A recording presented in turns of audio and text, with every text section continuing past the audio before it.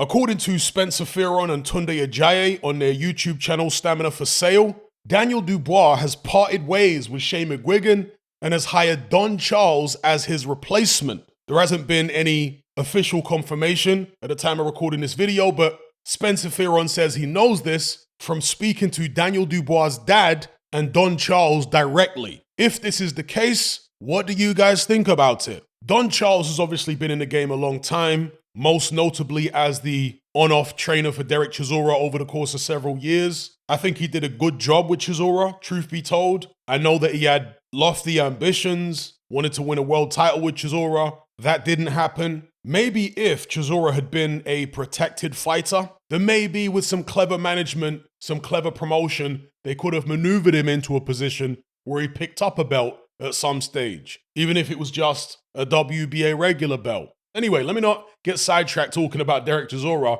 Back onto Daniel Dubois. Will Don Charles be a good fit for him? A lot of people were saying that Shane McGuigan wasn't a good fit because he didn't perform well against Kevin Lerena. I think boxing fans can be impatient at times. Having watched this sport for many decades, I recognize that the general trend when a fighter hooks up with a new trainer is that it takes some time for them to gel. And during that period, it can seem as though the fighter has actually regressed. But once they do gel, they can sometimes look better than ever. And I've used the example of Amir Khan before when he first hooked up with Virgil Hunter. First 1 or 2 fights weren't that impressive. But then he fought Louis Collazo and he looked good. Devin Alexander, even better. So there is an adjustment period. I'm not sure that Dubois had enough time with Shane McGuigan to reap the benefits. But with that being said, Spencer Fearon said he asked Daniel Dubois' dad why they chose to part with Shane McGuigan. And Dubois' dad apparently didn't really give a straight answer. He just said, we need a change. So Spencer and Tunde were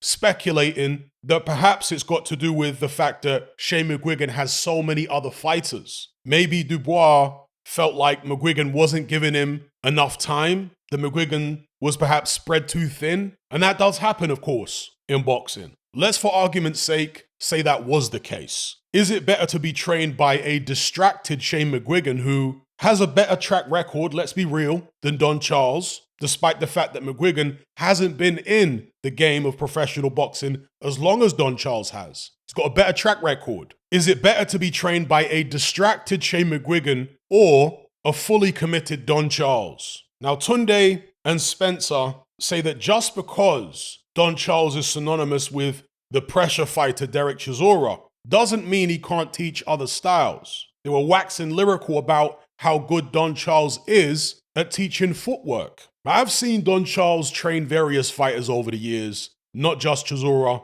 the Evangelou brothers, Frank Buglioni, and so on. A tree is known by its fruits. I personally haven't been particularly impressed by what Don Charles has produced. Now, some would argue that he just hasn't been given the right talent to do his abilities as a trainer justice. Well, that remains to be seen. And in fact, despite Spencer Fearon bigging up Don Charles at the moment, I remember years ago, it might have been in the run-up to the David Haye-Derek Chisora fight. I think it was. Don Charles actually got upset with Spencer Fearon, if memory serves me correct, because Spencer Fearon said something like, if Derek Chisora was with a more technical trainer, like let's say a Tunde Ajayi, then I'd give him a better chance against David Haye. Something along those lines. Don't quote me because I can't remember exactly which fight it was, but it was some Derek Chisora fight. And Don Charles got really upset with what Spencer Fearon said. And he was talking about the fact that Don is an emotional guy and so on, which of course he is. Don Charles has been upset with me in the past about certain things I've said in my videos. But I'm trying to be objective here. I'm not trying to be anyone's friend on this channel. I think that one thing about Don Charles that might be a positive for Daniel Dubois,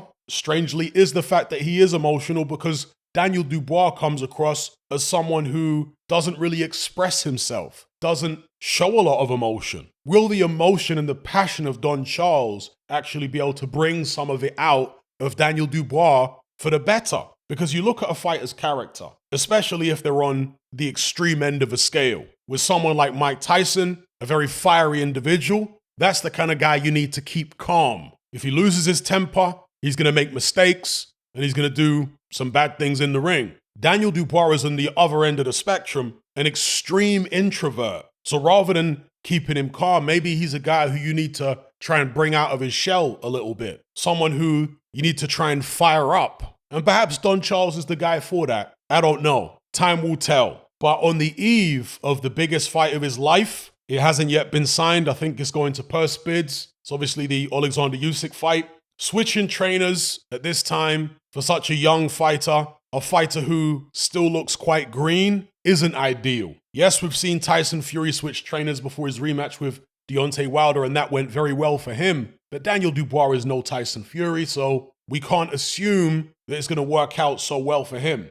Anyway, I'm going to leave it there just to give you guys the news. I got it from watching Stamina for Sale YouTube channel, Tunde Ajayi and Spencer Fearon. Let me know what you guys think about all of this.